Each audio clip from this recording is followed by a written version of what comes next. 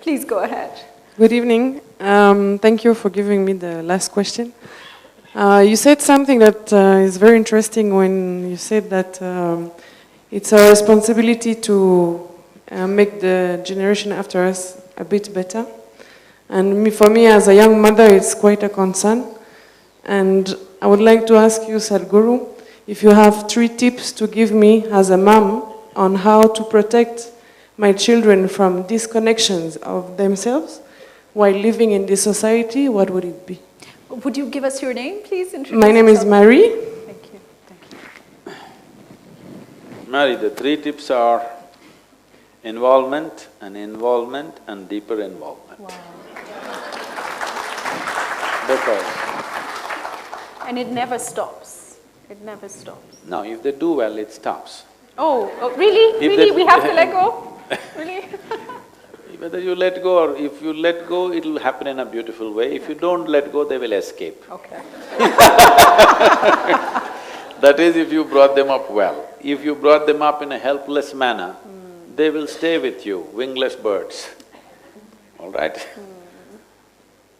Wingless birds have happened in some very extreme climates. So if your birds at home are wingless, that means you have an extreme climate. That's what it means. Now, when I say involvement, you must understand this.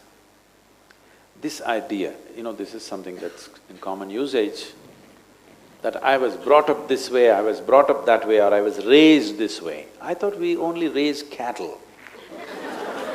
Human beings need not be raised. People say, I was raised Hindu, I was raised Christian, I was raised this. Nobody should be raised anyway. Because when it comes to creation the way it is, for all the other creatures, nature has drawn 2 lines. Within that, they live and die. When it comes to a human being, nature has drawn only 1 line, baseline, no top line.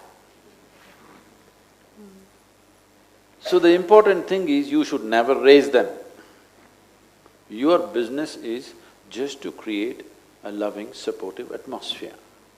Oh, suppose they become something which is not like me. If they become like you, that's a crime. They should become something that you could not imagine as a generation, isn't it? What should your children become? They should not become what you desire, they should become what you could not imagine. So do you have the courage to raise something that you cannot imagine? First of all, you need to understand, your children are not yours. You don't own the life. It's a privilege. They came through you. You enjoyed all that. You laughed with them, you cried with them, you played with them, you enjoyed all that. But they don't belong to you. They only come through you. Just enjoy the privilege that they are with you now, and that's about it. You don't try to raise them. Your business as a mother is to protect them against a few things which can cause damage to them, because you're not the only influence, there's a world influencing them. And for a modern mother, because I have to tell you this because internet is a bigger influence than mother or father or anybody for that matter. I know this may look like an archaic opinion, but you will regret this in future if you don't do this now. At least till they're 12 to 14 years of age, there is no need for these things, these gadgets. They must learn to use this gadget. This is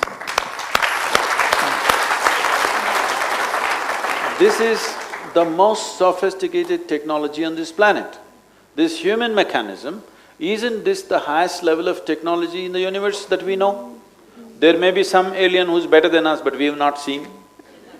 But among what we have seen, this is the highest level of technology, isn't it? The only problem with human beings is they have not even bothered to read the user's manual. Now what internet means is, What your school means is, the present level of schooling, what it means is, cram yourself with all kinds of things. You pay attention to everything, you know what is inside a frog, how a frog's liver looks. What are you going to do with this? I'm saying every high school child is cutting open a cockroach and a frog, what for? I'm saying when you bring up children with this level of cruelty, a live frog, you open it up and enjoy his heart beating. What are you made of, I'm asking? You call this science? I call this inhumanity. I call this absolutely senseless way of raising your children. Oh no, we learnt so much. If they've learnt so much, that is enough, show it on a computer how a heart beats. Where is the need for everybody to open up a live animal nailed to a piece of wood? Almost all of you have done it, right? It was traumatic. Yeah, I was traumatized. No, I'm saying, we call this education, Yeah, a heartless education. What is the point of a heartless education? If you do this kind of education, you'll create a heartless society, which you're seeing in so many different ways. We are training children to become brutes.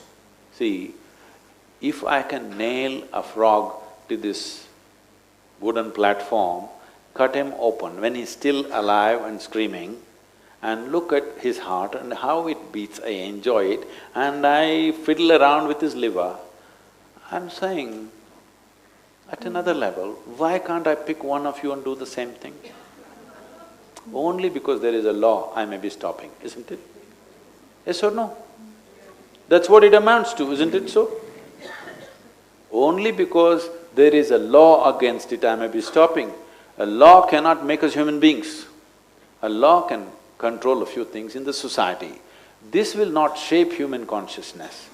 Because human beings experience themselves in a certain way, we thought of bringing that in the form of law. But law will not make a human being. If you are human, you will naturally be in a certain way. This must come forth. If you want to bring up your children, if they're still below 5–6 years of age now, the best thing to do is not expose them to all these things, expose them to life. When I say life, there is nature, there is insect, there is animal, there is worm.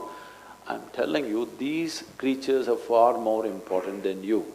Tomorrow, if all the insects disappear, you have… the entire life on this planet will cease to exist in about 4 to 5 years' time. Do you know this?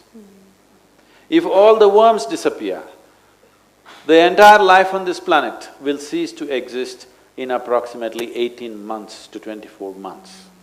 When somebody calls you a worm, you must understand they're saying you're a very important life.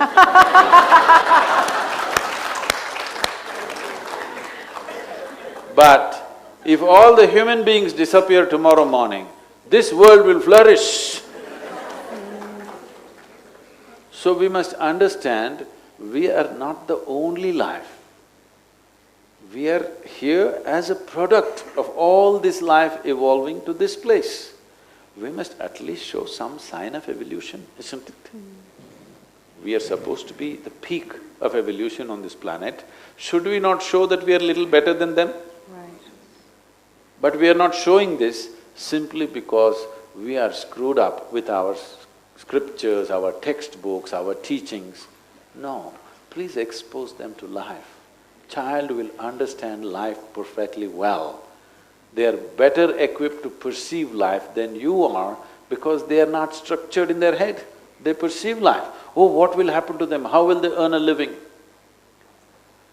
If you allow a child to develop his body and his brain to the fullest, there are ways to do it, I can't go elaborate on this now, but there are ways where we can ensure the human body and the human brain has grown to its full size in every way.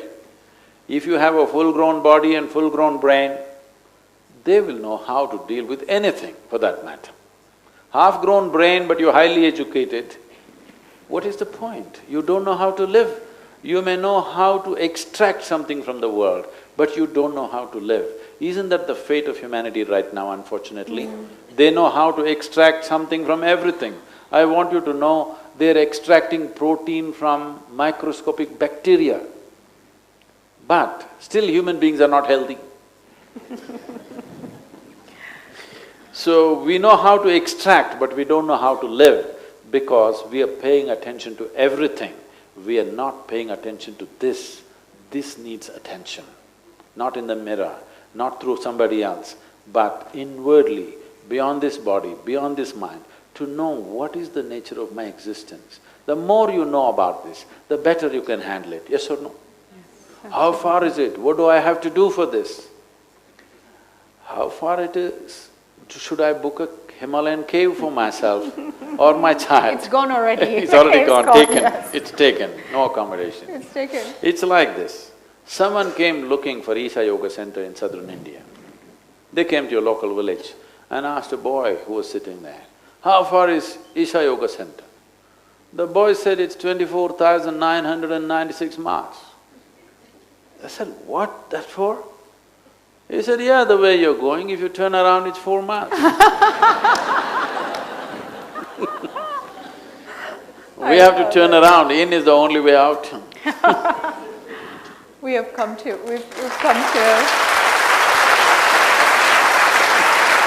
Thank you so much. We have come to the close, but I do have a final question.